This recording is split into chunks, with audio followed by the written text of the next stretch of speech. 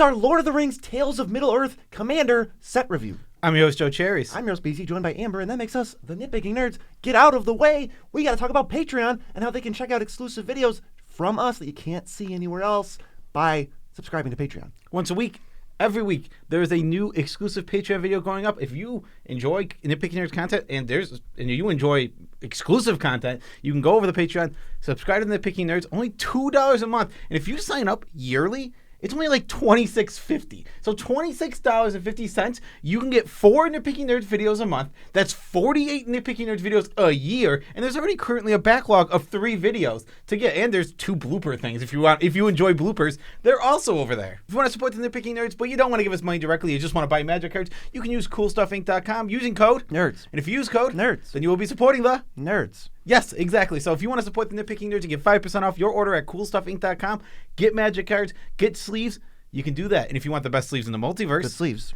you can get them from Maraschiello, who is the best sleeves in the multiverse. Good sleeves. Okay. Yeah, I can't even do this with a straight face. It's really making me laugh. You can get them. Use our links in the description. You'll be supporting the nerds. Amber's gone, but there's still a Moxfield ad somewhere in this video. This is a really long video, so you have to be diligent to find and guess where it is. You're still going to be wrong. I'm sorry. I will tell you right now, if you can get it without cheating, I will still accuse you of cheating. Now I will extra accuse you of cheating. Of course, you have all the incentive to cheat. Yeah, because this is the longest one, and you want a pinned comment. We all want pinned comments. And we want to wish everyone whose birthday it is a happy birthday. So happy birthday to you, person whose birthday it is today, or animal, or anything in between. You're an inanimate object. If it's that inanimate object's birthday, happy birthday to it. All right. It is time to review the entire set of Lord of the Rings. We have put every card that we feel is relevant to Commander on this list. If it's not here, we don't feel it's very relevant. That's just going to be true. They're probably just not very good cards. If a card that you think is good doesn't make the list, it doesn't mean it's not good because we're not objective sources. We actually have subjective opinions. So let's go over what our grading system is. It's an A to F system, very easy. A's, staples of the format, cards that can just kind of slide in any deck with very little restrictions. We rarely give out A's, and I think we only give out maybe 1 A in this whole video because A's are hard to come by. B's, the best cards with synergy. You're building a deck that you want the synergistic piece, and maybe it works with +1 counters. Maybe it works with your indestructible theme you built. But whatever theme you built, it's going to be one of the best cards within that kind of archetype. C's, middle of the road. Cards that can kind of fit in and fill slots without being the best of their kind. They're still very good. They all have homes in Commander. D, these are cards that we're generally going to steer away from, especially as we go higher and higher in power. These aren't unplayable. Most cards are not unplayable in Commander. We rarely give out Fs, which is the worst. So when we give a D is a playable Commander card under certain restrictions, guise, or reasons. The worse a grade is, from D- all the way up to A+, the more reason you need to play it. So when it gets a D-, we are not saying that card is unplayable. We are simply saying you need a big reason to play it because it's not a very good card in our opinions. And obviously F is actually unplayable. We barely give out Fs because we really don't see any card as absolutely unplayable in Commander. It's very, very rare. There are so many restrictions from budget to just the cards you have that Fs are very rare to give out. We're not going to avoid too many cards completely. Yeah, and if we say it's an F, we just mean that we're never going to tell you to play it. Yeah, exactly. And you can still play the F if you want to. Even Fs. I would say even Fs that we consider unplayable still have certain homes in Commander under the right circumstances that come together. Right, and now that everyone has skipped to this exact point, before getting angry about a future grade, we can get to the first card, which is the Battle of Bywater. 1 white for a sorcery. Destroy all creatures with power 3 or greater, then create a food token for each creature you control. Everything that survives on your side gives you a food. We have this card, right? This card exists. This card is Retribution of the Meek, right? That's 4 power. Okay, yeah, so this card is, okay. It's very, very similar. What's the 4-mana one that does this? It has Aftermath. Dusk. Yes, we have this card. This card doesn't exist. This is the 3-mana version. It's very strong. Give it a C+. If your creatures are all staying very small, and this isn't going to wipe your creatures away, this is going to be a fairly strong card. It falls into the gray area of really just mundane board wipes. We have so many great white board wipes. Sometimes this will be the best choice for your deck. Not a lot, though. Yeah, this also just makes a bunch of permanents. I think some decks are going to really care about that. Oh, that's completely fair. Yeah. I mean, if you have the artifact synergy, there is a new food deck, right? Like, food is like one of the big themes of Lord of the Rings is food, and we get a ton of food cards. So yeah, this will go in a lot of those. You're right. That's a good point. Let's move on to Bolmir, Warden of the Tower. 2 and a white for a 3/3 legendary creature, human soldier, vigilance. Whenever an opponent casts a spell, if no mana was spent to cast it, counter that spell. You can sacrifice them, and your creatures gain indestructible, and the ring tempts you. First thing, Flavor Wing. Mwah, super awesome. If I know Beast doesn't know, but Bolmir is tempted to steal the ring. He's like basically like, I should have it, all this and that, and then he sacrifices himself to let the hobbits get away, to let Frodo and Samwise get away. So he's tempted by the ring, but he also ultimately sacrifices himself to let him get away. It's really, really, really, really flavorful of a card. What's this guy's name? Bolmir or Boromir. Boromir? I'm sorry. The script said Boromir. Yeah, I'm not a fanboy. No, you're right. I'm really bad with pronouncing names. That will happen throughout this video. I haven't rewatched Lord of the Rings in the past 3 or 4 years, so I'm going to mispronounce names. I will just say that now. This card's good. It's a Selfless Spirit variant. I think being 3 mana is a lot, but if you're playing human or soldier tribal, this card's extra good. Yeah, let's go to Flowering of the White Tree. People have really been hyped about this one. It's white for a legendary enchantment. Legendary creatures you control get +2/+1 and have ward 1, and non-legendary creatures you control get +1/+1. So your entire team gets buffed. It's like a Glorious Anthem, which we're already not super thrilled about. 2 mana Glorious Anthem, take it or leave it. I really would probably mostly leave it. But the extra little ding in power for legends and the ward 1 making your commander and whoever else harder to target, that's what I'm more interested in. Yeah, where I'm struggling is where to fit this card. I gave this a C-. I don't think this is a bad card by any stretch, but I also don't think it's like this amazing, broken, absurdly strong card either. If you want this effect, Glorious Anthem, this Anthem effect, this is probably one of the best places to get it now. I mean, and then your legends, your commander is always going to get an extra buff.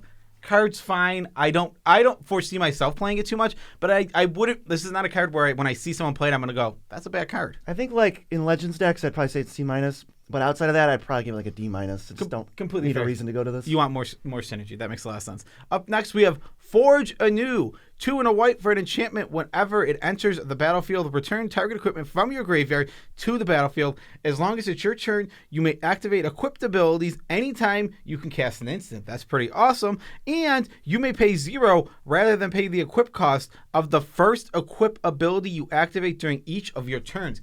This card is kind of just really, really, really awesome for equipment decks. It is a C+. I love what my favorite thing is, like, all these abilities are relevant. I'm going to skip to the middle because it's like, okay, activating an instant. That's going to make something like, let's just use Colossus Hammer, which is a big card for these kind of decks. Move around, and you can actually push through that 10 damage without other evasion. Then the first equip is 0. That also works with something like Colossus Hammer. So it's just like these awesome stuff. And then this card is also getting you a card back, meaning even if this dies right away, it brought something back from the graveyard. It's everything equipment decks want. I actually am looking at my grade. I'm going to give this a B. It's very specific. Only equipment decks. You can't just throw this in any deck, but it is a B. Yes, if you throw it in a random deck, God help you at that point. Lost to Legend, white for an instant. Put target non-land historic permanent into its owner's library, 4th from the top. Everybody was like super hyped about this card, and I was always just kind of looking at all the tweets and stuff, and I'm like, did we just forget about Unexpectedly Absent? Because that just puts something into the top, but you don't have to target a historic permanent. Yeah, this card is totally fine. I mean, I think it's like a C. I think it's middle of the road, passable. The ultimate, like, you will see a lot of it in the next 2 years because there's a new card. People are opening it. Well, it'll stay in decks for a while. Like, but I'm not, and they'll slowly like fade out. So like, I would compare it to Unexpectedly Absent, where I would put Unexpectedly Absent at C as well. Whereas this very middle of the road card, you saw a lot of it when it was getting printed a decent amount. Now that it's not getting printed, you just don't see it because players don't have it active. It is not a card you seek out. Yeah, I think if you have to choose one, I would just go with Unexpectedly Absent. I'd rather have the versatility versus like putting the card deeper. But if you have the extra mana, Unexpectedly Absent also does that. So I don't foresee myself ever really playing Lost to Legend, but it's probably like a C card. That's right. I'm with this and Unexpectedly Absent like in the same boat for me, where it's like I just don't foresee playing them. Even Unexpectedly Absent doesn't see a ton of play in our decks, but also I do like the idea that you can like destroy a permanent in response to a fetch. Yeah, completely fair. All right, let's move on to Reprieve. 1 in the white. Instant, return target spell to its owner's hand, draw a card. This is a really cool card. I really like that we are getting more ways to interact in the stack for other colors that are not blue. White being the secondary counter color, I think, is a good thing to explore for Magic. I give this card a D. I think Remand's about a D. They're not cards I'm going to play too often. I do think this gets more But I don't know for sure. But I think if you go higher power and counter spells are needed and you actually want to interact, this gives white a way to do it in a reasonable manner. Maybe. I think this card I'm not going to play. D or D- sounds about right, because you're not stopping the spell, you're delaying the spell, which varies depending if they're trying to cast the swords on your crucial creature. This doesn't really do anything except draw a card. If they're trying to cast Rise of the Dark Realms, you can basically destroy them, but it's like really high variance.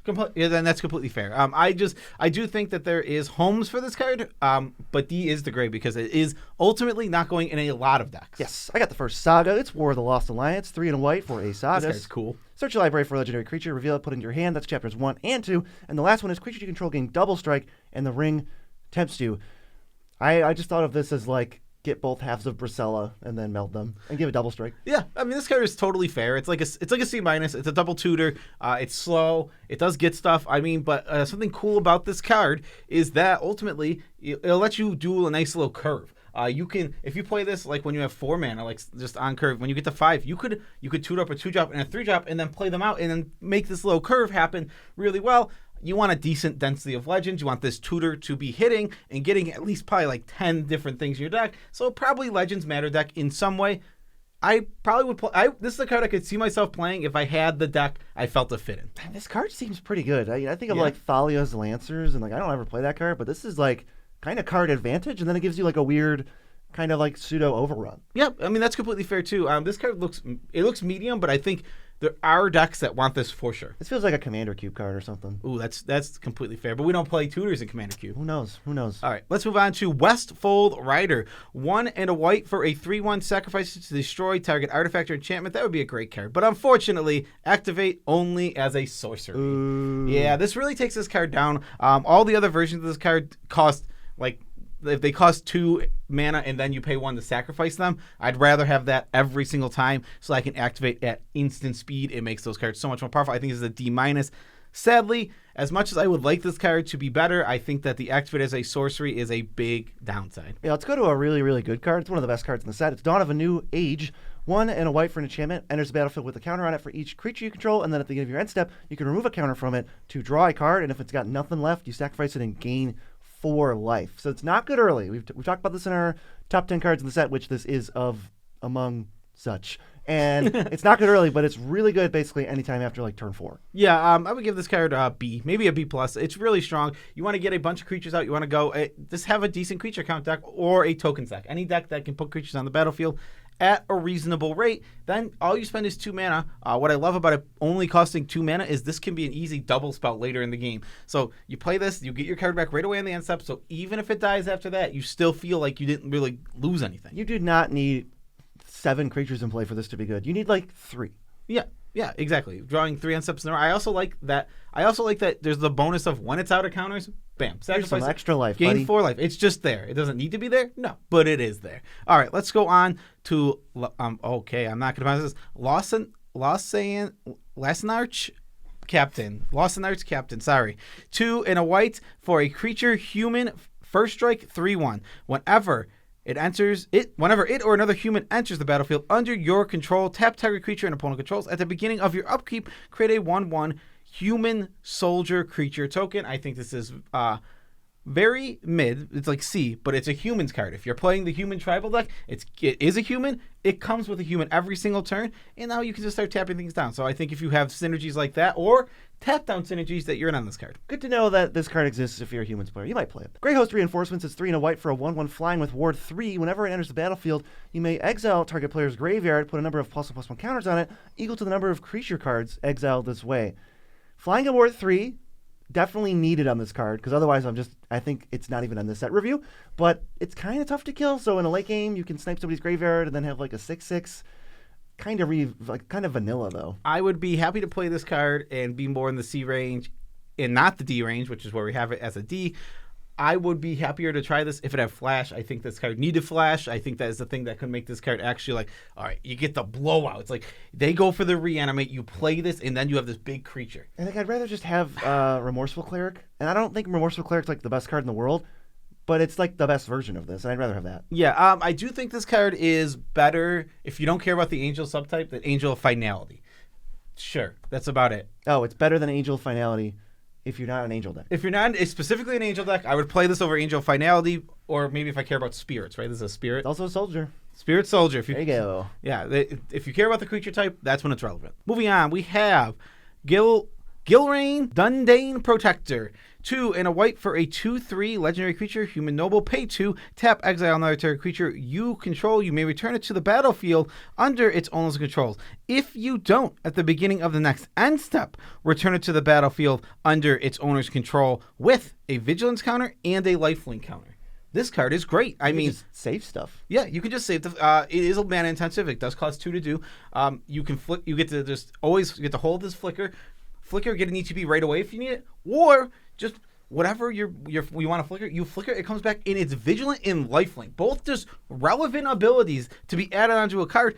And if you're doing this right before your turn, there's no downside to waiting until the end step. This is a Commander Cube level card. Yes, this card is what I want. Yeah, I think this card's just pretty good. I would give a C right in the middle of the road. There's going to be plenty of decks that want this. If you for some reason have that life gain flicker together deck, this is the perfect card for you. They did that at Jumpstart. It was like something Distinguished Conjurer or something. It's like when a creature enters the battlefield under your control, you gain a life. Also, you can pay 5 and tap it to flicker a creature. It's like, here's that deck coming to. Here's the commander. Yeah, this can be the commander. But I also think, obviously, because this is the first commander. No, it's the second commander we're talking about.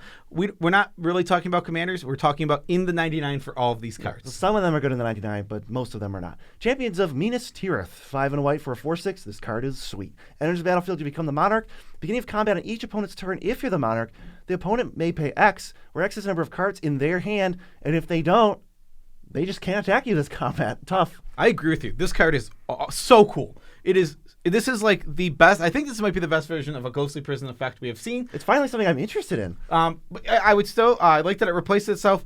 The weakness of this card is 6 mana. At 6 mana, we can just do so many good things. So this falls down the chain, right? It's like if this was 4 mana, it's like this. We're talking about like an amazing card. Well, yeah, it's silly at 4, but you get the Monarch, so it's like introducing steady card draw. I agree. And this card is good, but it's just because of being at 6 mana in that clog slot where there's so many good things, it falls down. This feels like a Commander Cube card. This card is so sweet. It's like, I love that it forces them to make the choice, like, right at the beginning of their turn, so they don't get to like, ooh, maybe I'll draw a few cards and figure out what's going on. It's like, nope, you get to figure it out right now, and I'm probably going to keep the Monarchy. This is like, most of the Monarch cards don't have to die, but this one feels like it has to die. Yeah, it has to. You have to get this one off the battlefield, which is going to be a 2/4 for them because when they play a Monarch card, they become the Monarch, and then they're going to be in a position where they drew the card and got their card back already. Yeah, this card is sick. So far, this is my favorite Lord of the Rings characters, the Champions of Minas Tirith. I don't know, but have you heard of the Grapher? This is 2 and a white for a 2/3, and he's actually a legendary creature,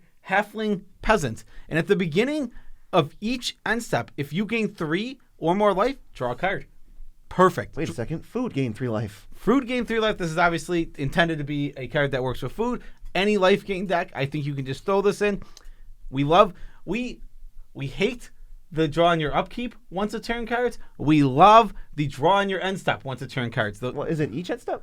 This one is each end step. Yeah, this card's even better. Oh, this card's even more bonkers. Yeah, this card is really, really good in any life gain deck, and he'd be a cool commander himself. Yeah, he really wants food. B- seems fine. He's like pretty specific. You can't just put him in a deck and say, I'm going to draw so many cards. Well, you say he specifically wants food, but he just wants life gain. Well, it's specific. Like food is very specifically good with him. Yes. But it's not the easiest thing to do to just gain 3 life every turn.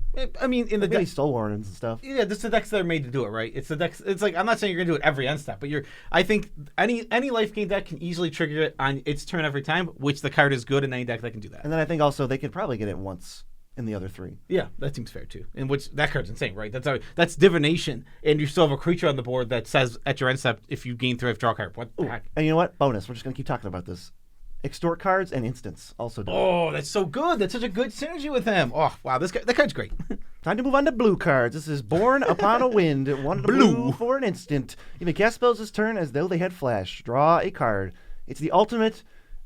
Finally, this is I hope the final version of Quicken, because this is all your spells have flash. Draw a card. It's like most people don't care, but some people are really gonna like it, so I wanted to give it a D. Yeah, it just feels like a D. I mean, I just don't know what you expect of this card. If you want to turn any combo into an instant speed combo and you think that this is worth a slot in your deck, then you should play this card, but it just doesn't. Feels like most of the time you just don't want to play this card. Yeah, it is like, a split card. You could either just pay 2 to draw a card or pay 2 to get this weird effect and go off. But even then, it's like that's a late game thing. I'm not a huge fan. Yeah, I like it in combo decks. That's what I'm talking about, but not much. Yeah, play it in combo decks. That's where I'm at with it. Lost Isle Calling. 1 and a blue for an enchantment. Whenever you scry, put a verse counter on Lost Isle Calling. This card does not scry. That makes it so weird. 4 blue, exile it. Draw a card for each verse counter on it. If you had 7 or more verse counters on it, take an extra turn after this one. Activate its ability only as a sorcery. Another Scribble scry card. This is such... there's a couple scry cards. This card's fine. You have to specifically be the scry deck. Are you playing Elegeth? Okay. But I think maybe if your commander says whenever you do something scry, like randomly the guy who comes to head is Zephi Thunder Conductors. Like whenever you cast an instant or sorcery, scry 1, but you don't care. That's fair. Then that's completely fair. Then this card kind of fits in those kind of decks. I give it a C. I mean, I think if your deck is doing the scry thing consistently, you can play this card. I would avoid it most of the time, but when you're in the deck, it'll be decent for that deck. I prefer extra turn spells to look like this, where they're like fairer and it's a build-up, and your opponent can see it coming, versus just like, hey, you let me untap? What are you, dumb? You can just take like 6 turns in a row. Like, I'd rather this Lost Isle Calling. Completely fair. All right, press the enemy 2 blue for an instant, return target spell or non-land permanent its opponent controls to its owner's hand. You may cast an instant or sorcery spell with equal or lesser mana value from your hand without paying its mana cost. This is like not worth the wordiness of the card because it's not good. Yeah, I would just give it a D. It's pretty simple. I just don't think you should put this in most of your decks. It's not a great counterspell. It's a lot of mana to hold up. That's pretty much all there is to it. It's not even a permanent counterspell. Yeah. It's got the same problem as Reprieve, but now you're paying 4 mana, so you're probably not necessarily even getting mana advantage on this thing. Plus, if you're holding it up with something else, you don't know what you're going to hit, right? So it's like, you don't know, like, say you have like a 5 mana thing in your hand, but no one ever cast that 5 mana thing for It's you. like, how do I know someone's going to cast a 5-drop that I need to bounce? Exactly. So just it's awkward, and I'm not a big fan. D minus. D. D minus minus. D minus. All right, moving on. Rangers of Ithelin. 2 blue for a 3/3 vigilance. When it enters the battlefield, gain control of one target creature with lesser power for as long as you control this, and then the ring tempts you. F. I think this card's really, really bad. It's pretty simple. I don't think we want to play. I think Sower of Temptation is 100 times better. I'm not playing that in almost any deck, so just get this out of your ring tempts you is not worth a lot to me. Yeah, unless you're some kind of ring tempts you deck. Forget it. Scroll of Isildur. Scroll of Isildur. 2 and a blue for a saga. I got the saga again. Gain control of up to 1 target artifact for as long as you control this. Chapter 2. Tap up to 2 target creatures, put a stun counter on each of them. Chapter 3, draw a card for each tapped creature target opponent controls. Target opponent, ooh, come on. You better be playing exactly the Timon, Rhoda, tap down deck, or else you just don't want this card. There's not also just like, I'm sure this is a flavor thing. I wouldn't know. We're competing to see who can mispronounce more cards for different reasons, because I don't know any of these things, but like, why am I gaining control of an artifact? I don't know off the top of my head. Well, it's just like, I don't know. What do I care? Maybe you could sacrifice it or something. Yeah, you hope you can get sacrificed. I mean, whatever. This card's fine. I mean, you're only going to get one use. Like, if you steal a Soul Ring, they tap in response, you get it, and then the next turn you can use it, and then it goes back. Right. It's just not that strong. Yeah, not the best. All right, this next one is the scene where Dumbledore yells at Harry for putting his name in the Goblet of Fire. While pinning him against, like, something. He said calmly. Stern Scolding. We have a blue for an instant counter target spell with power or toughness 2 or less. I am on totally unplayable F for this. This is maybe a modern card, but that's really weird. Yeah, I just think this card is very, very much an F. I've seen people talk about it for CEDH. We don't talk about CEDH, so I'm just going to give it an F. Yeah, we'll let them handle it. Storm of Saruman. 4 blue for an enchantment with Ward 3. Whenever you cast your second spell each turn, copy it, except it's not legendary. You can choose new targets. Also, as with any copies, I wish there was a faster way to say that instead of saying it on every single card. But this seems pretty cool. It's like a C-. It's like a Tomb of Horrors adventure, but it's harder to kill. Not only because it's not a creature, but because it has Ward 3. This is a sweet one. I give this one a C-. I think of Tomb of Horrors Venture is better because it introduces the initiative and gives you the initiative. I don't know. Ward 3 is kind of nice. So you do you think this is better? I think. Well, I'm saying this survives more. Okay. Well, so I would give this a C. I think it's a middle of the road. It's totally fine. Something I do like about these spells when they're worded like this, you can only copy 1 spell a turn, but it's a second spell, so when you play this, your next spell could be copied. But let's move on to Elvish Mariner. 2 and a blue for an elf pilot, 3/2. Whenever it attacks, scry 1. Why is it not when it becomes tap? It's a pilot's crew. That would have made more sense. whatever. Whenever you scry, tap up to X target non-land permanents, where X is the number of cards looked at while scrying. This is just a scry tribal card, and even then, it's not that good of a payoff. I just D. Blue Elf Pilot. All right. Fealty to the Realm. 4 and a blue for an enchantment or enchant creature. When it enters the battlefield, you become the monarch. The monarch controls the enchanted creature, and the enchanted creature attacks each combat if able and can't attack you. This doesn't feel like a blue card. It feels like a red card to me. It's like very chaosy. It's chaosy and it's active treason feeling. Blue just wants the creature. Blue doesn't like pass it around. Yeah, this is a really weird card, and also it can't attack you. That's something that I've never really seen a blue card do. Whatever, this card is cool, but it's not that great. I give it a C-. I really like that gives you the Monarch, so it cantrips when it comes in, cantrips, gets you your card back on your end stop, and then you play a Monarch game where this card gets pushed around. It has to attack, meaning no matter who has it, it's going at one of your opponents. It's essentially goaded, which is awesome. This card is really cool. I think this is Commander Cube type of power level. This is a pretty sweet one. Let's go on. 2, Archivist of Gondor. 2 and a blue for a 2/3. This card is so weird. Whenever your commander deals combat damage to a player, if there is no Monarch, you become the Monarch. At the beginning of the Monarch's end stop, that player draws a card. Super. Double Monarch? It literally creates it'd be Ultra Monarchy. The Ultra Monarchy. Because we all know the Super Monarchy is when you have the Monarch and the initiative. Yeah, so it creates the Ultra Monarch. Mm-hmm. So this is super weird. I think ultimately that's going to introduce too many resources. I just give it a D. I mean, it doesn't give you the Monarch on entry. If it did, I'd be much more happy and excited about this card. D. D seems fine. Subjugate the Hobbits. 5 blue for sorcery. Gain control of each non-commander creature with mana value 3 or less. It's gonna vary wildly on what you actually get. It seems all right. It's not good against like sack outlets and stuff. And 7 seems like a high cost. Joe might be higher on this than me. I give this card a C. I think this card is totally fine. I think a lot of creatures cost under 3. Results may vary is a great way to put this, because results will absolutely 100% vary. Sometimes this will be the game-winning spell, the one that took the game from I couldn't win to I can't lose. That is something this card can do, but you flip it, and sometimes like I can gain like 3 tokens. Oh, what does that do? That's not These spells are already bad post-board wipe, and if everybody's rebuilding, or some decks don't have many creatures, and now you're paying 7 every time, and you can't get anything that big, and it's so bad against sack outlets. I'd probably give it like a D. All right, I give it a C. Bees gives it a D. Both grades reasonable. Next, we have Rays of the Palisade. 4 and a blue for a sorcery. Choose a creature type. Return all creatures that aren't of the chosen type to their owner's hand. This card's really good for tribal decks. So this is a tribal, one-sided, Plague Windy board wipe where you just bounce everything back to everyone's hand. All your creatures are still on the field. You send them in. You get in tons of damage. C+. Very good card. Yeah, I like this, especially since it's less Cyclonic Rifty, because it's it's not returning these things, and the card says play these things, so you can assume they're going to have things in play to attack you with after they play it, so the game is going to be moved forward. We've talked about it a bunch. Board wipes that put you ahead have a huge upside. Much more interesting. We literally just talked about the Hobbit one, where you get What, Subjugate the Hobbits? So no, we talked about the other one. It just has Hobbits in the art. That's what I remember. 1 white. Destroy all things. 3 greater. Yeah, that leaves you with stuff. This leaves you with stuff. When board wipes leave you with stuff, they're much stronger. Yeah, let's go to the next color. This is actually green. It's going to be all of the money you save off of Moxville.com, which is a completely free service. I'm sure Redacted website, which I don't use, has plenty of features, plenty of things you could do. Moxfield, it's just all right there. You log on to Moxville.com and you now have access to all of Moxville.com. It is a deck building website. You can go there and you can build literally any deck you want in any format you want. They literally have constantly put, if there's a new format, it's popular, it's going to make its way on the Moxfield very quickly, because the people over there working, Harry, John, they're doing all the work to make that website as good as they can. And honestly, it's amazing.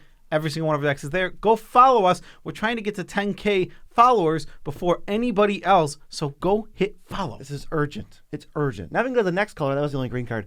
Black, Call of the Ring. 1 and a black for an enchantment at the beginning of your upkeep. The ring tempts you. Whenever you choose a creature as your ring bearer, you may pay 2 life. If you do, draw a card. Is it called ring bearer in the show, the movies / books? I mean, it doesn't. I don't know. It makes me think of weddings. I don't know. That's fair, yeah. But so if it's not from that, I would be like, that's a weird choice of words. Well, regardless, the ring tempts you. This card's just kind of a D. I don't think the ring tempting you is worth a whole lot overall. So I'm just kind of low on this card. I just gave it a D-. This doesn't do anything for me. That feels like a Bitter Blossom thing. Yeah, exactly. It's just like not good enough. Next, we have Isildur's Fateful Strike. This is where he cuts off Sauron's finger to get the ring off it. And this is 2 black for a legendary instant. So you have to control a legendary creature or planeswalker to cast it. Destroy target creature. If its controller has more than 4 cards in hand, they exile cards from their hand equal to the difference. Okay. I really got to start with this. 1, this card's unplayable. This card is really bad. 4 mana instant, destroy a creature. We're not there for that. Sorry. The issue that I have with this card, I don't know what the magic flavor is with fingers. Why does somebody's amount of fingers and getting fingers cut off affect things? I get it. It's a hand, literally a hand. But we know that what's in our hand is what's in our mind from a flavor perspective. So why does getting his fingers cut off make him lose cards in his hand? I don't know. Magic is really weird with that flavor. I mean, if you cut off one finger, you now have Ward pay 9 life. Yeah. Also. Yeah, that's also true. And you know what? Magic, what is the finger lore? As far as the actual merit of this card, and when I gave it an F, there's no reason. Talk about it. It's so bad. So you're saying, if 4 mana destroy a creature, the rate of destroy a creature right now is 0 or 1. That's what I can pay and will pay to destroy a creature. So like quadrupling the cost to get a few cards maybe that is their worst cards, I'm just not interested in it. I mean, I'd rather play Murder over this. I would rather play Murder, and I think Murder is next to unplayable. So if I'd rather play Murder over this card's really bad. I don't even know if I'm there, but I'm definitely giving this card an F. You would rather play this or Murder? I think I might play this or Murder, but I don't know. I'm never playing either one. Yeah, that's fair. I mean, I honestly believe I'd play Murder over this card. Doesn't matter. You can tell just from the other cards we're talking about. Get out of here. Mirkwood bats 3 and a black for a 2/3 flying. Whenever you create or sacrifice a token, each opponent loses 1 life. Kind of awesome. Mirkwood bats. I'm just going to give this a B. This card's really, really good in token decks. This card is absurd. This card is a B plus in treasure decks. You're creating them and sacrificing them so easily. Yeah, this card's really, really good. Obviously, the main key to this card is just make sure you have lots of tokens entering and leaving the battlefield, and suddenly you have a card that's just going to carry your deck and be a win con. And it's like this in Pitiless Plunderer. You just start like sacrificing token creatures to get treasure tokens to then it's like everything deals 3. It's like it's really, really strong. And if you already you had to make the token, so it entered, so it's 4. It's actually 4. Yeah, I guess if you make the creature, sack the creature, that's 2 treasure 2, just for everything. They're ridiculously strong. All right, moving on. We have 1 ring to rule them all. 2 black. The ring tempts you. Then each player mills cards equal to your ring bearer's power. And then you destroy all non-legendary creatures. And then each opponent loses 1 life for each creature in that player's graveyard. Okay. This card is totally reasonable. I gave it a C-. These board wipes that kind of take a turn, we have a few of them now where it's like they're sagas and like they do something in the first turn and then next turn you really get something. They're kind of mid. Having to wait for your board wipe, having everyone see it, giving everyone a chance to destroy your board wipe is pretty weak overall. That said, it's still a board wipe, and board wipes are strong. Yeah, C- sounds right. This card is pretty exciting. Orcish Bowmasters is 1 and a black for a 1/1 with flash. And when it enters the battlefield, or if an opponent draws extra cards, for every 1, you can deal 1 damage to any target, then amass Orcs 1. So you get a 0/0 with a counter on it. Then if you do it again, you just put a counter on the existing one. If there is no existing one, that's when you make a new one. But you're going to be a sacrifice deck or some kind of deck forcing opponents to draw cards even, and you're just going to mow down everything. I'm not sure how I feel about this card. This card looks sweet. This card, when I look at it, feels very mid. It feels like there's not a ton of homes for it. A Nekuzar deck, sure, okay. Well, like any sack deck, I'm just playing this card. Like, I don't know. It just because it's 2 bodies and it has upside. Like with Mirkwood bats, like I'm in. That's fair. I mean, this card feels like a C to me. What would you grade it? I'd probably give it a B. Okay, but more so in the generic sense. It's not like stapley, I don't think. It's not like an A. We just put in everything, but it's below that a little bit. All right, so I'm on C. I think this card's middle of the road. Not going to do as much, but BZ feels to be. Thinks it's a very strong card. Next, we have Shadow of the Enemy. This is 2 black. Exile all creatures from target player's graveyard. You may cast spells from among those cards for as long as they remain exiled, and you may pay any mana to cast them. So this is target player. What I like about this card is it's kind of just Praetor's Council. You can always target your own graveyard, exile them, and then start casting the spells. You don't get back to lands, whatever. That's not really important. You just get to start playing, casting the spells. being able to target yourself is what I think makes it strong. If it only targeted other players, I'd be on D, but I give it a C-. It's not super strong. It's not like this has to go in every deck, but it's decent. Praetor's Council is actually, even though it's like silly, over the top, and ridiculous, that card does win games. Yeah, I think it's also probably the best art in the set, or one of them. I love it so much, and I think you kind of sold me on it. I think C- or C is pretty good. You know what card this is a Wampo with? What's that? Brooding Broodlord or whatever. Gives all your stuff from exile Convoke. Oh, that is so... Start turboing it all out. Yeah, exactly. Like if you play like Bowmasters, you get 2 creatures to convoke, and now we're talking... Bowmasters is good now. Yeah, and you gave it a C. And now Bowmasters is finally good now that it works with this jank card that's way worse than Bowmasters. Yep, let's go to Ring Wraiths. 4 black for a 5/5. When there's a battlefield, target creature an opponent controls gets -3/-3 until end of turn. If that creature is legendary, its controller loses 3 life. When the ring tempts you, return this from your graveyard to your hand. I'm sure that's flavorful. Goes right over my head, though. This is, like, kind of expensive. This is the easiest F. It's really expensive. It's really expensive. It doesn't do a lot. If you're playing a Rings Tempts You deck, it gets interesting. If not, it's very, very, very bad. Just give it an F. Yeah, some of these cards, it's funny because in Limited or, like, Constructed, they want you to play them. But I think all these cards that are, like, the best way to play them is to just discard it over and over and then get tempted to put a card in your hand to where you basically drew a card and then never cast it. I think it's funny that you said get tempted, obviously referring to the ring tempts you ability, but it's just like it felt like you weren't referring to that. It's like, ooh, are you tempted by discarding this card over and over again? All right, let's move on to the color red, and we have Cast Into the Fire, which is 1 and a red for an instant. Choose 1. Cast Into the Fire deals 1 damage to each of up to 2 target creatures or exile target artifact. So that's a decent rate. This is kind of like an Abrade. I think it's a little worse than the Braid. If you're playing basically mono red, I think you can start considering this card where it's pretty decent, but I'm still going to give it a D. This card is playable, but I'm not going to put it in too many decks. Super flavorful, though. It does. The 1 ring is indestructible. Exiles. Casting it into the fire, it exiles it. It's actually a super flavorful card. But you have to cast into the fire. And so also, it sounds weird. I think every single Golem card has 1 toughness. This kills Golem. Also, like it killing Golem and the ring is just like, oh, flavor. The flavor is so good. Might be better than a Braid. I think this card's better than a Braid. Really? Yeah. Exiling is so much better than destroying, and dealing 2 can be better than dealing 3, but like destroying is never going to be better than exiling. I was on the, well, it's dealing 2. You can only ever deal 1 to a creature. That's what I mean. So like dealing 1 to 2 creatures might sometimes be better than deal 3. Destroy is never going to be better than exile. Okay, so that's fair. The main part of it. Anyway. All right, so let's give it a C then. I think C's a fair grade for this card. I mean, I think a Braid is a C, and I think if it's competing with a Braid on the same level, then I'm it's going a to C. actually try this card. That's completely fair. C. Usually don't try Ds. Display of power, 1 red for a instant. Spell can't be copied. Copy any number of target instant or sorcery spells. You may choose new targets for the copies. This is real weird. I don't think it's going to see play anywhere. It's so cool. But every once in a while, someone's going to be like putting 8 spells in the stack at the same time with like a tally or something, and then they'll go. Pow! Yeah, I think this card is just super, super cool. I don't think it's that good.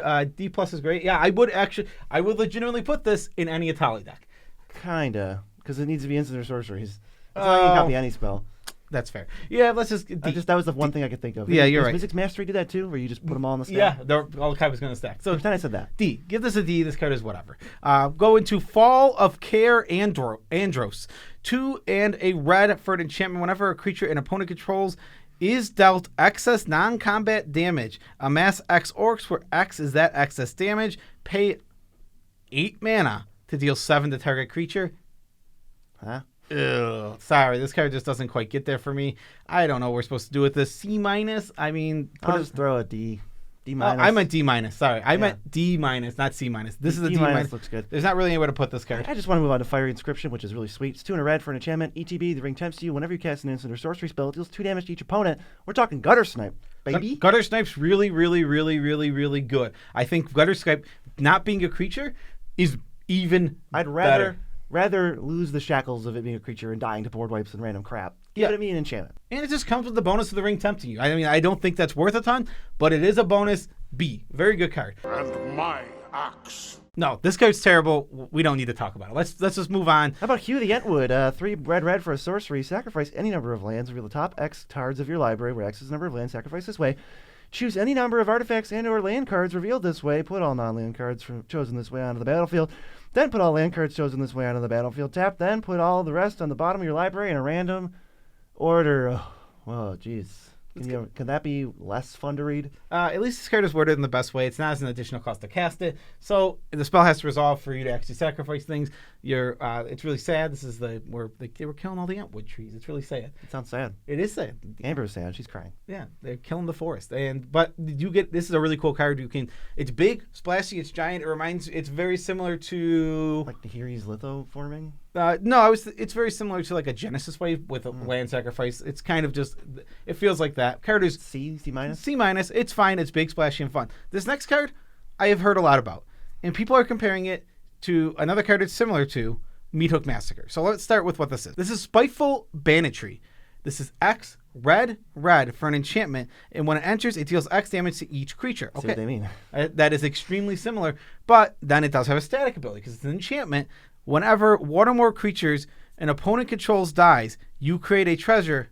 Here's where it's no good. This ability only triggers once each turn. They had me. They had us. This card could have been really, really good. And even like if you remove that, like even when you play this because of how it's worded, it would only make one because one or more creatures die. So the main issue with this card is it's getting compared to the amazing card that is Meathook Massacre. Meathook Massacre is really, really good, but I think Meathook Massacre is an exception to the rule. I think that these things get minus or deal X damage cards for X mana are not generally very good cards. That part is bad. That's the bad part. And Meathook Massacre is better than this just on that because you're giving -1 and not dealing damage. But like, we say you want to play Meathook Massacre if your deck would ever just play it for black. A lot of decks want that. What deck is playing this for red? I don't really think there is a deck that wants to play this for red. So I think this is just like a C minus. It's Earthquake. This is just another. Forget this card. There's a million variants of this Earthquake card. We have Rolling Earthquake. We have Earthquake. They exist. They're all over the place. I don't think this one is much better. I'm just going to give this a D. I'm moving this down to D because I'm really not high on this card. I'll give it a D. This can be the... I think it looks like Meathook Massacre. This can be the bootlegger's stash of the set. I think it looks like Meathook Massacre, and that's attractive because of Meathook Massacre turned out to be a very, very good card. I don't think this card's going to meet that expectation. Meet that expectation? Ooh. All right, I get another saga. It's there and back again. 3 red. First... Up to one target creature can't block for as long as this thing remains on the battlefield. Then the ring tempts you, just for fun. Second one, search your library for a mountain card, put it on the battlefield, then reshuffle.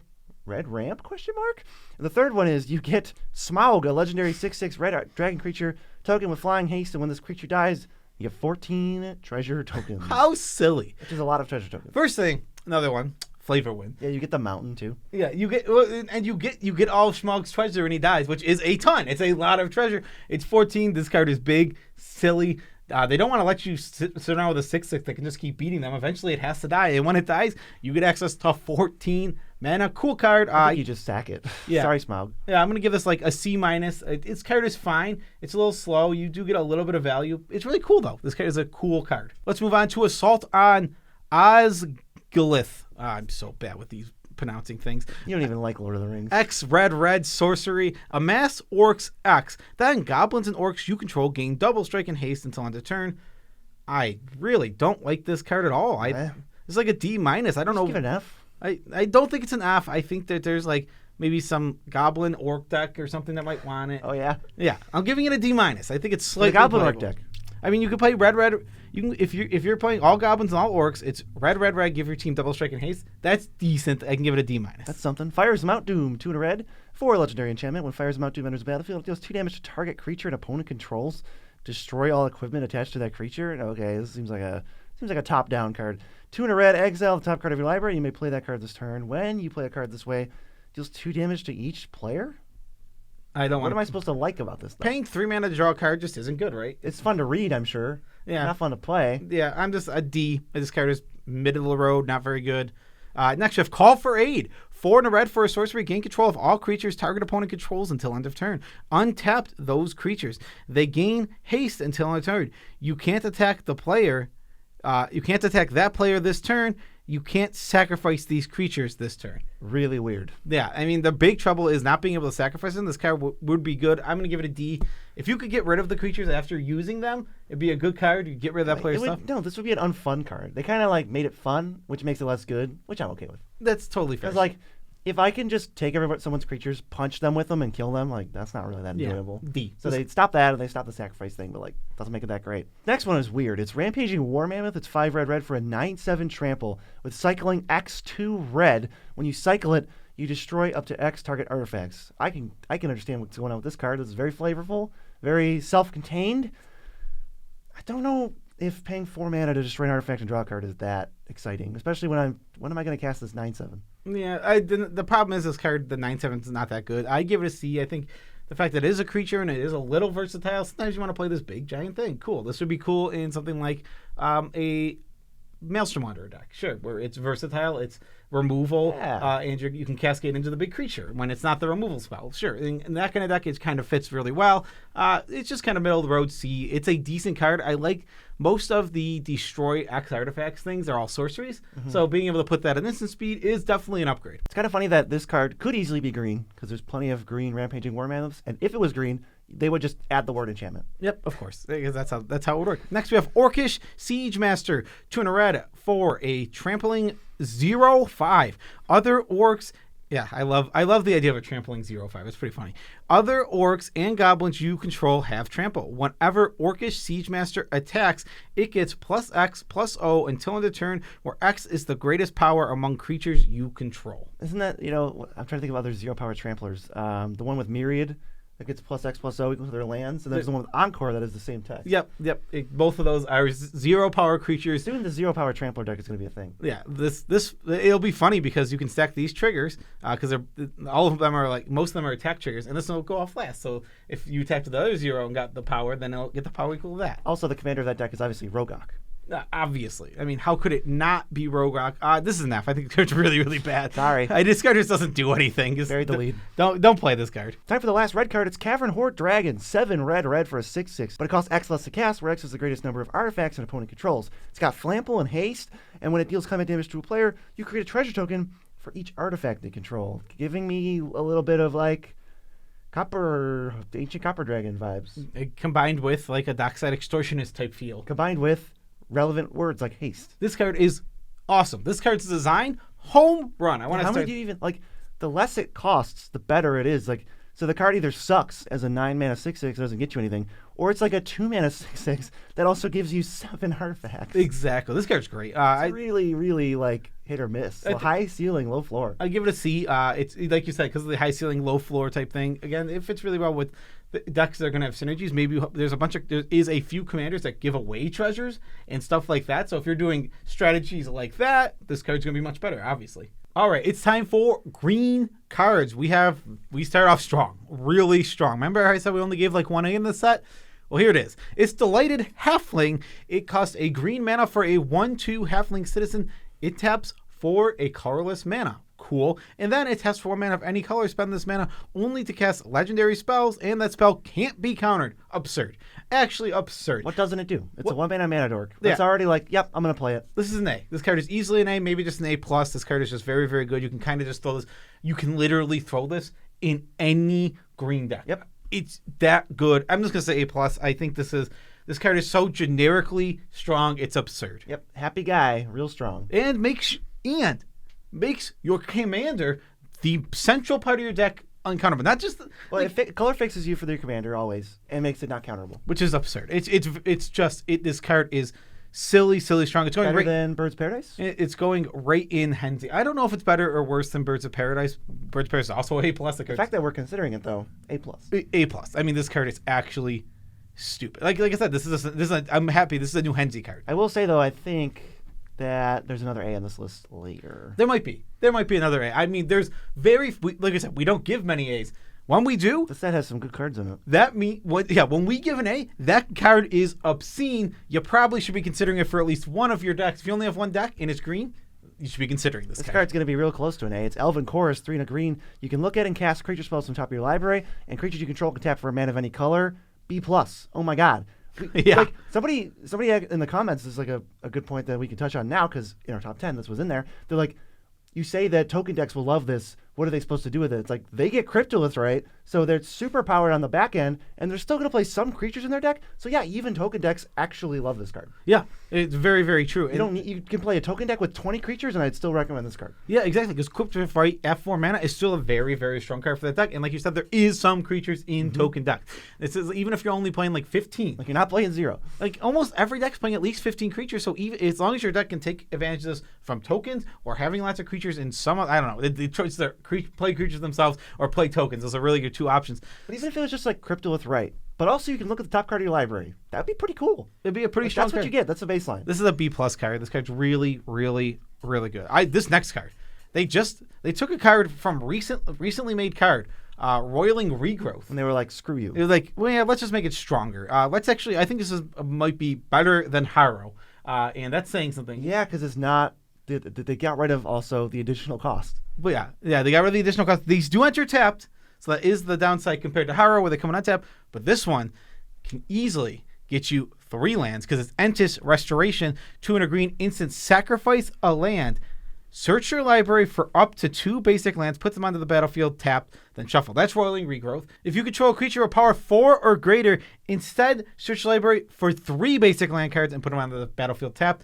That card is absurd. There's a lot of cards like this. There's like Far Wanderings, and then there's like Primal Growth or something like that. It's very similar, that they get like a lot more lands than it seems like you should get for 3 mana.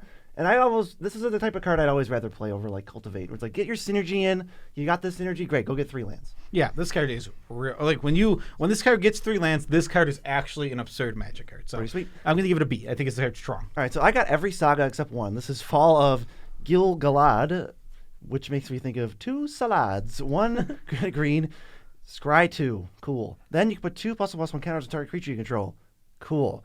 Then until end of turn, target creature you control gains. When this creature dies, draw 2 cards. Then it fights something.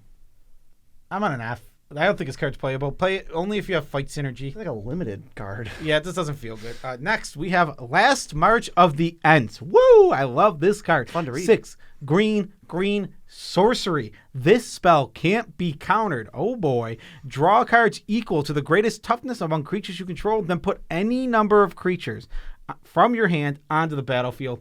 B+ home run. Not only is this card a B+ in strength, it is also an amazing design, not overpowered, not broken, but extremely good. I love these kind of cards. But also like merges Lord of the Rings and Magic, because tree folk care about toughness. Yes, it does. I do love that. I do love that there's a combination of like toughness has always been a tree folk thing for Magic the Gathering. They can take the lore because tree folk exist within the Lord of the Rings. Pretty sweet. It is really, really cool. This card's amazing. It's like could be the most berserk, brutal game ender of all time.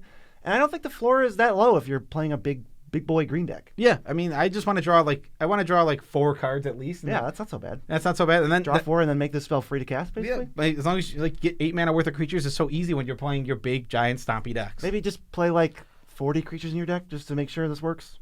Yeah, that's completely fair. Let's go to The Ring Goes South. 3 and a green for sorcery. The ring tempts you. Then reveal cards from top of your library until you reveal X land cards, where X is the number of legendary creatures you control.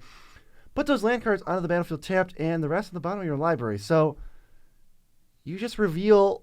So like if you have 3 legendary creatures, you just get 3 lands. Yeah, that's pretty sweet. It needs to be specifically. I'm gonna give it a C. You need specifically to be Legends matter. Only that one deck, and maybe not even that. Yeah, and if you're anything else, just don't play this card. I know everyone has 1 legend in their command zone. That card's not good when you only have 1 legend. Yeah, but you can also get any land, which is pretty sweet. So if you're only playing 1 land in your deck, this is how you cheat it out. Yeah, this could be. You can put this in your all MDFC's deck. Yes, get Field of the Dead. Wait a second. You alwaad get Field. Wait a second. Yeah. Hold on. This deck is broken, obviously busted. Let's go to Travel Through Karad Harass, whatever. 6 and a green for a sorcery. It's got Council's Dilemma. Starting with you, each player votes for Red Horn Pass or Mines of Morit. All right, for each Red Horn Pass vote, search your library for a basic land, put it onto the battlefield, tap. If you search your library this way, shuffle. Then for each Mines of Morit vote, return target card from your graveyard to your hand, then exile this card. This doesn't do nearly enough. How much mana is it? 6. This card's bad. D-. I don't think this card's good at all. I just want to. Let's imagine that 6 mana.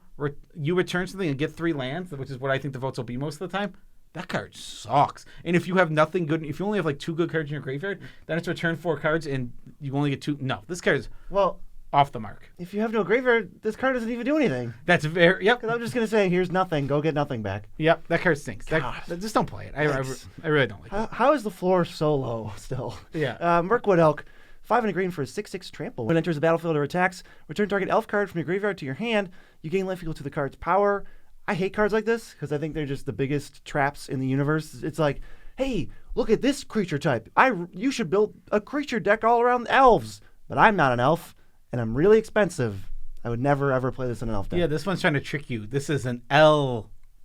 It's actually an F, not an L. Yeah, this card is a D. I think it's an F. I think elf decks will be worse for having this card in it. I think if anyone ever shows me an elf deck with this card in it, I'm going to say, hey, you should consider cutting Mirkwood Elk. I don't know. I'm a little higher on it. I do think this card is playable. I just don't think it's very good.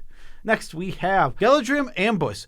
2 and a green for an instant. Create X green elf warrior creature tokens where X is the number of attacking creatures. I've seen this card before. Prevent all combat that would be dealt by non-elf creatures. It's elf no genesis.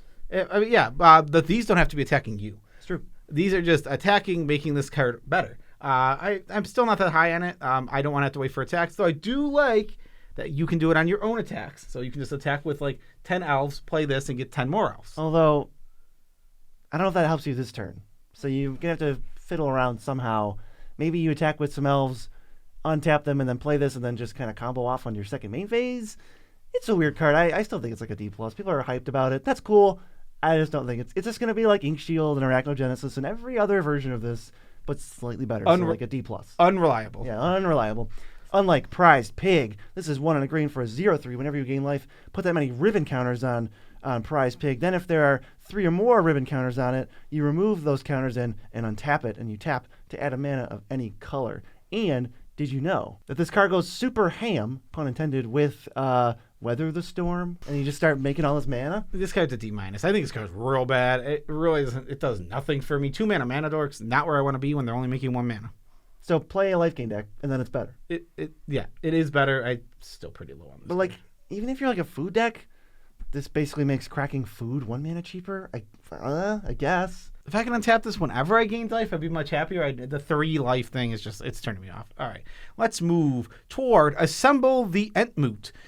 3 and a green creatures for an enchantment. Creatures you control have reach. Sacrifice Assemble the Entmoot. Create 3 tapped XX green treefolk creature tokens where X is the amount of life you've gained this turn. Put a reach counter on them. That's kind of cool. Yeah, it makes a lot. If you've gained a lot of life, this makes a lot of things. And there's a little bonus where it's like, while you're waiting around, your creatures have reach. Yeah, I mean, really bad before you do something, though. So yeah. You play it, sit around for a turn, gain some life, cash it. Give it like a D+. D feels fine. It's a pretty weak card, but it's really cool and big. But those does bring us into multicolored cards, like Doors of Durin, a 3 red green for a legendary artifact. Whenever you attack Scry 2, then you may reveal a top card of your library. If it's a creature card, put it onto the battlefield, tapped and attacking. Your next turn against trample if you control a dwarf, and hexproof if you control an elf. They're just starting to put too many words on this now. The last part doesn't matter. Well, you just need an elf and a dwarf to open that door. But that doesn't really matter. That's not what this is all about. This card is all about when you attack Scry 2, if you scry a creature to the top, and then you end up flipping a creature that goes on tapped and attacking. You just need so many creatures, though. If it was like Scry 3 or 4, you have more leeway, but Scry 2? Scry 2 is decent. 3 looks, right? So 3 looks, if you're playing a 33 creature deck, should be good. You should hit a lot of the time. And you could still cheat things to the top and then scry and say, I'll leave it on top. Yeah, exactly. So I would say this is a C. This card is solid. Get your Worldly Tutors, folks. It'll cheat a lot of mana. It's a cool card. It's definitely a cool card, and it's super flavorful. So just give it a C and move on to Ring Sight.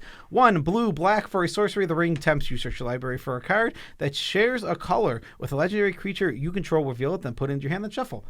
Only reason I brought this card up is an uncommon. It's cool for budget. So I gave it a D-. Your commander is unless it's one of the activated ability ones, it's always all the colors of your deck. So you can just cast this and go search any card out of your deck. That's not a land. Yeah. Rise of the Witch King might be one of my favorite cards in the set, but it is being competed with a certain other legendary spider. It's 2 black-green for a sorcery. Each player sacrifices a creature. If you sacrifice a creature this way, you may return another permanent card from your graveyard to the battlefield. I thought Deadly Brew was already pretty sweet. It was like 2 mana, everybody sacks something, and if you sack something, you get a creature back or whatever it was. And this is just like, no, you just get anything to the battlefield. Enchantments, lands, creatures.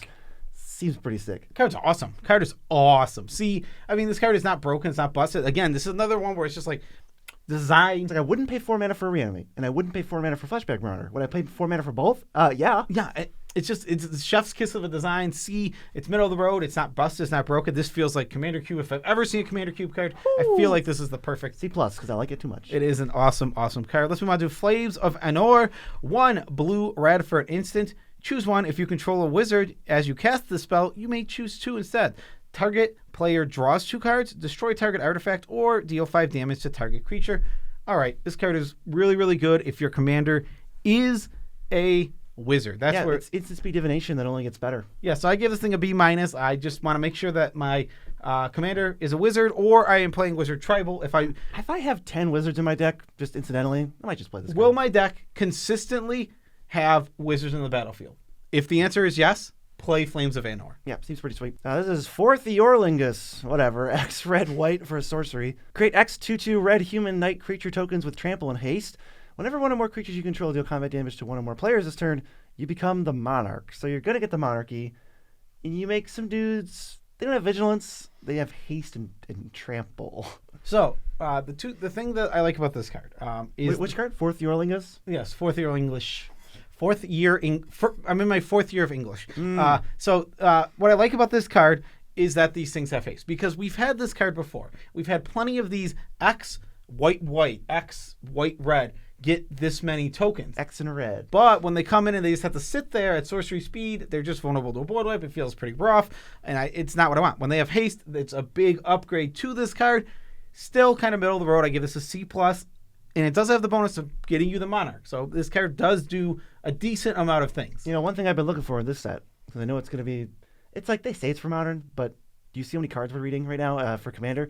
I'm looking for multicolor win conditions for my stupid, slow multicolor deck. This might be one of them. Yeah, I mean, to be fair, it's people have been saying it. Every set is a Commander set. It just doesn't... I say it's not, but like, remember Aftermath?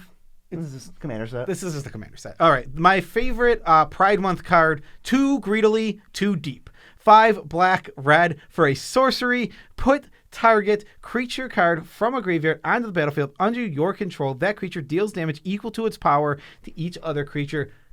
I love this card. Each other creature? That's a board wipe. This is the volcanic vision for creatures. Reanimation spell. This card is so cool. I love it. I give it a C+. It's good, but it's a little middle of the road. It's a lot. But when this card is good, it is great. You're going to feel amazing when you bring back this ridiculous 8 power creature, wipe the board, and you still have that 8 power creature. It's going to feel so good. Do remember, it does hit your creatures. This is not a one-sided board wipe, so whatever creatures you have around, you're going to lose as well. Unless you get back Avacyn. Yeah, and if you're in a red-black deck, get back their Avacyn, because you can get it from any graveyard. That's true. 2 greedily, 2 grief. That's like what their dwarves were mining or something. They mine 2 greedily and 2 deep. I know so much about Lord of the Rings, guys. Summons of Saruman. X, red, blue, for sorcery. Amass Orcs X. Mill X cards. You may cast an instant or sorcery spell with mana value X or less from among them without paying its mana cost. And it's flashback for 3 red, black... For 3 red, blue, and you exile X cards from your graveyard. They put X on this card too many times. It does say X a lot. This card's totally reasonable. I think this card is just kind of decent. It's not broken or busted. Just a C, middle of the road. Yeah, I just you get at least to cast something, but amassing a 4/4 or, a 1,000,004, not worth your mana. Yeah, so what do you give it for it? D. Sure. D is also a fair grade for the card. All right, let's move on to Lidless Gaze. Such a weird name. 2 black. Well, it's also for Pride Month. Red. You're not wearing hats. Lidless? Okay, no hats on Pride Month apparently, but it's actually referring to no eyelids. Oh. 2 black red for a sorcery. Exile the top 2 cards of each player's library until the end of your next turn. You may play those cards, and you may pay mana as a mana of any type. Okay, I misread this card. Yes, this is each player. This card's actually a little better than I thought. I had originally read it as target player, which is terrible. So this card is playable now because it does basically draw 8 cards. But you can only play them for 1 turn, so it has downside. I'd give this a C-. I want to play it in my Prosper type decks and stuff like that. It's not broken, it's not busted, but it's decent. C- looks good to me. Oh, look, another saga. I guess I'm reading it. In the darkness, bind them. 2 blue, black, red. Chapters 1, 2, and 3. You get a 3/3 black wraith creature token with menace. The ring tempts you. For each opponent, gain control of up to 1 target creature that player controls until end of turn. Untap them, they gain haste, and then the ring tempts you. Ring tempting has 4 chapters, right? So like this fills up the whole temptation card. What the heck are we supposed to call that? I don't know. The ring. It's the ring tempts you card. You're fully tempted. You're fully tempted. I don't know. This card, I mean, 5 mana, 9 power, 9 toughness, and obviously you're playing sacrifice cards, so you get to basically destroy 3 creatures at the end. If you're doing all that, it seems great. I personally give this card a D. It's very slow, very grindy. It just doesn't feel like it's that great of a card. And if it's going to be a great card, it feels like it's just going to get destroyed because it takes 4 turns to do its thing. Yeah, I'd probably give it a C or a C-. We'll see how slow it is. Yeah, that's completely It's fair. already specific. All right, let's go to Wake the Dragon. 4 black, red, sorcery. Create a 6/6 black and red creature token with flying menace, and whenever this creature deals combat damage to a player, gain control of target artifact that player controls, and it flashes back for 6 black. Red. This is just terrible. This is like a Battle for Baldur's Gate uncommon. Yeah, I don't know what this card is trying to do. I don't like it. I just give it a D-. I really just don't think you should play this very often. I think we really should just get back to me reading sagas. This is Song of Yandril. Sure. 3 green, blue for a saga. Chapter 1, scry 2, then draw 2. Hey, we got the good part in the beginning. Chapter 2, you get a treasure token and then a 2/2 bird with flying. Chapter 3, put a flying counter on each creature you control without flying. Kind of just gives you most of the card right away, which makes me think this card's not good. Yeah, and most of the card is draw 2. And well, the next thing that I really, really want of this card is that flying counter, and I gotta wait the 3 because like if I can get my whole team flying, that's pretty good. Yeah. But I'm just on D. I mean, slow, very slow. It's just the sagas have D-. Get out of here. The problem with sagas is how slow they are. But they at least give you the best thing right away. But that just doesn't excite me. Isn't it 4 mana, draw 2? It's 5 mana. 5. Okay, sorry, my bad. Yeah, it's even worse. All right, card that people are talking about because it's a Simic Wheel. Ooh, but I don't think this card's very good. Sail into the West. 2 green, blue for an instant, starting with you. Each player votes for return or embark. If return gets more, each player returns up to 2 target cards from their graveyard to their hand. Then you exile this card, and if you embark, gets more votes, then each player may discard their hand and draw 7 cards. I think this card is terrible. This looks awful to me. I think this card is like an F. The fact that they get to choose that you're not even getting what you vote for. The other version of this card, the instant that returns 2 permanents, there are 2 things for everybody. That card stinks. I don't want that card. I don't want that card either. But that's what your opponents do. Yeah, your opponents do because they're getting card value for absolutely free. And if it's the wheel, players don't even have to wheel if they don't want to. Bad. It's always bad. It's always bad for me to cast Wheel of Fortune if I'm not building around it. So I'm your opponent trying to vote. I didn't do that. I don't want to cast Wheel of Fortune. It's bad for me. I'm down a lot of cards if my opponents all get 7, and so do I. So I'm gonna vote for the good mode for me, which is get 2 things back. I don't know why everybody wouldn't just do that, and then you just have a card that's not even a vote card. Or you draw 7 and you think that things are cool, and then you just get buried. I don't know. Let's forget this thing. Let's go to Mirkwood Trapper. 1 green, blue for a 1/4. Whenever a player attacks you, target attacking creature gets -2/-0 until end of turn. Whenever a player attacks, if they aren't attacking you, that player chooses an attacking creature and it gets +2/+0 until end of turn. I only put this card here because this is a commander in the commander set. This card's an F. This card is so bad. How is this a modern card? Get out of here. It's not a modern card. This is in the commander set. Commander set? How is this a commander card? That card is this is nothing card. It's so bad. It's neither one. I would be mad if it was in either set. It's so bad. Let's move on to Farmer Cotton, who is a legendary creature. I do love the name Farmer Cotton. X, green, white, legendary creature, halfling peasant, 1/1. When it enters the battlefield, create X 1/1 halfling creature tokens and X food tokens. Dang, I love this card. C+, really good. It's very specific because it's medium for making 1/1s. It's medium for making food. So if you care about both, Whoa, this card's real good. I'm down for a C. C plus maybe? Yeah, I like the card. C+. Time for colorless cards. It's Andril, Flame of the West. 3 mana for legendary artifact equipment. Equipped creature gets +3/+1. When a equipped creature attacks, you get 2 tapped 1/1 flying spirit creature tokens. If that creature is legendary, instead you get 2 of those tokens that are tapped and attacking. I don't like this card. I mean, I just don't think this is good enough. Equip 2. Yeah, you equip, put this thing on, and then you attack and get 2 spirits. That's just not very good. I give this a D-. What do you think? D-. Next. Yeah, we have Glamdrig, which is this Gandalf sword. 2 and... Nope, just 2. 2 mana to play, 3 to equip, and then equipped creature has first strike and gets +1/+0 for each instant sorcery in your graveyard. That might sound familiar. That is Runechanter's Pike. Runechanter's Pike. But whenever equipped combat creature deals combat damage to a player, if you may cast an instant or sorcery spell from your hand with mana value less than or equal to the damage dealt this way. I just feel like this kind of stuff is like a trap of like, play a bunch of instant and sorceries. And I'm not either one of those. It's like a D. It's just like a D, D-, just like the last. It's one. better than the elk that was trying to be an elf. Horn of Gondor. 3 mana for legendary artifact. ETB, get a human.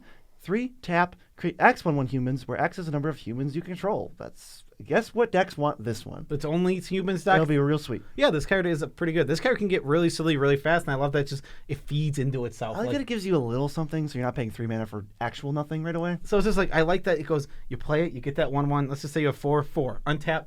Okay, now paying this 3 is even more. Watch out. Hold it's on. like 3 was worth it to make 4. Oh, 3 is worth it to make 8. Whoa, You're dead. 3 is definitely worth it to make 16. Yeah, pretty awesome. And it gets out of hand really quick. Next, a card we misevaluated, A little but bit, yeah. still had in our top 10 for the set, because this card's absurd. Horn of the Mark. 2 generic mana for a legendary artifact. Okay, let me just start there. This goes in any deck. It can just go in any deck. So if you have a lot of creatures, it is only going to be the thing that you care about, because whenever 2 or more creatures you control attack, look at the top 5. Top 5 cards of your library. You may reveal a creature from among them and put it into your hand. Put the rest on the bottom of your library in a random order. So, what you're thinking right away is, get in with 2 creatures. Okay, I can look at the top 5 and put a creature man. This is for whenever you attack a player. That's the words we forgot to read last time, and also again this time. 3 players, 3 opponents is what you have. 2 creatures at each of them is look at the top 5, get a creature. Look at the top 5, get a creature, and look at the top 5, get a creature. It's 15 for 3. That is absurd. For a 2 mana magic card to be able to do that. Works right away. This is, I think, this is bordering on A range. This is definitely a B+. I'll give it an A-. I think it's B+, A-. It's right on that cusp where it's like, is it a staple? I'm not sure. It's definitely one of the best cards in any creature archetype. It's going to be kind of obnoxious. I like it for like elf ball and stuff. You throw away stupid tokens and you're like, here you go, here's your best elf, here's Elvish Arcturus. How about an Ishin, where it can trigger and you can look at the top 30 cards of your library. That's half your deck. And pick 6 creatures. Everyone knows it's half your deck in 100-card format. Mithril Coat. 3 mana for an artifact. It's got flash, indestructible. When it enters the battlefield, attach to target legendary creature you control. Equipped creature has indestructible. Equip 3. I'm an F. D- or F. I really... This like dark steel plate thing. Bleh. At least this is better than At least this is better than Dark Steel Plate. There's so many good exile. That's why they're good, by the way. Yeah, and there's so many good. Well, there's like Toxic Deluge. There's so many things that get around this. I'm so low on. It's a lot to pay. You're overpaying for sure, and you're not protecting yourself from everything. Yeah, exactly. And it's like the surprise factor only works if they were going to target it or if they were going to destroy your commander that turn with a board wipe, but. Once again, we always name the 6 best board wipes have nothing to do with destroying, except for like Blasphemous Act. All right, let's go to the One Ring, which is 4 mana legendary artifact, indestructible. When it enters the battlefield, if you cast it, you gain protection from everything until your next turn. At the beginning of your end step, you lose 1 life for each bird encounter on the One Ring. Tap, put a bird encounter on the One Ring, draw a card for each bird encounter on the ring. This gets out of hand really, really fast. I think this card is just like a C+. I think if you have synergies, you can work with it. I like this in life gain decks because ultimately what this does add up to is like, yes, you're drawing a lot of cards, but you're losing a lot of life. So if you can overcome that life loss with some sort of life gain strategy, this card gets crazy. I keep reading it. This is probably just actually like a B-. This card's really pretty sweet. It's really strong. The fact that you get the card right away if you want it, or what's cool about this card is you can play it, pass, and then activate it so you can avoid losing that 1 life right away. You can always do that to avoid losing extra life by drawing on other players' turns. I feel like there's a lot of flavor in this card where we're just like, is it busted? Do I need it? I don't know. It's like pretty sweet. I want to try it in a bunch of different things. You can obviously go ham with like untapping and tapping it too. Yes, but what's great about it is like one of the big issues with this set from a flavor perspective is the ring tempts you has no downside. It's just good for you. I want the ring to tempt me, but you actually don't want the ring to tempt me. But the ring, it's the one ring. It's tempting me from afar. It is super tempting, but it has that downside. This card is perfect. Do I? It's like should I use the one ring? Should I take it? It's like, but why shouldn't I have it? Yeah, why shouldn't I play that in my deck? I deserve to play that. Why in my shouldn't deck. I? Also, like, you get to have like. I should have it. You can copy the one ring and stuff. Like someone else can just, I'll play the one ring, but I have the one ring. if there's 4 one rings on the battlefield, come on, Magic. I do wish just for the one ring that there was the old legend rule. The old legend rule. Just the exile all other cards named the one ring. Yeah, one of answers. That'd be cool. All right, Palantir of Orthanc. Those are words. 3 mana legendary artifact. At the beginning of your end step, put an influence counter on this thing and scry 2. Then target opponent may have you draw a card. If that player doesn't, you mill X, where X is the number of influence counters on this thing, and that player loses life equal to the mana value of those cards. Okay. This card's pretty good. It's interesting. Yeah, I like that this. last part really saves it, I think. Yeah, I give this card like a C++. The fact is, do they want to let you mill? It's like it's only one card right away, but it's like you scried. You chose what's on top. Yeah. They want to lose nice card to draw. Potentially 8 life. Do they want to lose potentially way more life? And then like it just keeps going, right? But you can also bully somebody. Target opponent, a.k.a. the opponent with the least life. Yes, exactly. So this card's pretty good. I give it like a C++. You can just kind of put it in your deck. Cool. It's really good for, I like it for an Eldrazi deck, where it's like you have all these big giant things like, Uh-oh. You want to mill me? Go ahead. Mill me. Not only you're going to mill my Ulamog and it's going to shuffle back in, and the next turn when I scry, you're going to relieve its Ulamog again. Or I'll draw Ulamog. All right, this next card is really annoying, and nobody's going to like playing against it if you're playing a graveyard deck, because it is Stone of, I'm just going to say Eric. Stone of Eric. My dad? Yeah, Stone of BZ's dad. 1 mana for a legendary artifact. If a creature an opponent controls would die, exile it instead. Thanks, I hate it. No dice triggers. And then pay 2, sacrifice it, exile target player's graveyard, draw a card. Hate it. This card's trash. You should never play it, especially against me. This card is a C+. It's another, there's a lot of really good graveyard hate cards. Just another really good graveyard hate cards. Yeah, this one's close to like just being, this is like Relic of Progenitus or like Soul Guide Lantern levels of like, you might just be able to play this card. It would be really... But you shouldn't, because it's an F. It'll be really... This is a C+. You shouldn't play it. It would be really, really annoying for any death triggers deck. It's just like... Any deck I build ever. It's stopping my death triggers. It just sits there, and then you have to spend a spell on it, but they're just going to cash it in. For a card. It's a bully card. It's king making, and you shouldn't play it. Sting, the Glinting Dagger, 2 mana for equipment. Quick creature gets +1/+1. It has haste. Beginning of each combat, untap it. Quick creature has first strike as long as it's blocking or blocked by a goblin or orc. Equip 2. Huh? D-. Another bad equipment. Stop giving us bad equipment. And surprise, we're back in multicolor because I forgot a couple cards. Taunt of the Rampart. 3 red, white. Go to all creatures your opponents control. We've seen this card before for 4 mana. So what are we getting for 1 more mana? A lot. Because until your next turn, those creatures can't block. This card is really good. I'm going to just say this has to be killing people. This card's going to kill people. It's going to wipe people off. The guy sitting to your right's going to go, what am I supposed to do? Quit. What was I ever supposed to do? Nothing can block. Nothing can block. His card is so absurd. This is like, it's only combat metas, so it's only like a C+. But in those combat metas, this is a game winner. This is a game ender. Love it. This card is sick. I'm going to definitely be playing it. Riders of Rohan also is another card. 3 red, white. Enters the battlefield, create 2 2/2s, and it's a 4/4 with haste. With trample and haste, they make the tokens. And it's dash for 4 red, white. So, like, you just pay 5 mana and you just get 8 power. This is the type of thing that's scaled for Commander, but it's really, really fair. It's like a D. Yeah, this reminds me of Grave Titan so much. It feels so Grave Titan. They fixed it. This is probably better. It's better, but it's not very good. Oath of Earl. Yes, that's right. Plain old Earl. My name is Earl. 3. I got a saga. 3 red, white. Then you create 2 1/1 soldiers. Then 2 2/2 knights, and then put indestructible counter on up to 1 target human. You become the monarch. Doesn't seem that great. Yeah, it's like a D. Let's go to Crown of Gondor. Back. We've come full circle. That's where we are. Back to the rest of the colorless. This back is of a the whole artifacts. Separate category. It's 3 mana for an equipment. I'm sure it won't be that good. Quick creature gets +1/+1 for each creature you control. Whenever a legendary creature enters the battlefield under your control, If there is a monarch, you become the monarch, okay, and then it equips for 4, but it costs 1 less to activate. No, it costs 3 less to activate even if you're the monarch. I don't know. It's so late. It's fine. It's so many words. It's so fine. It's just like, okay, they got excited a little bit. It reads kind of exciting.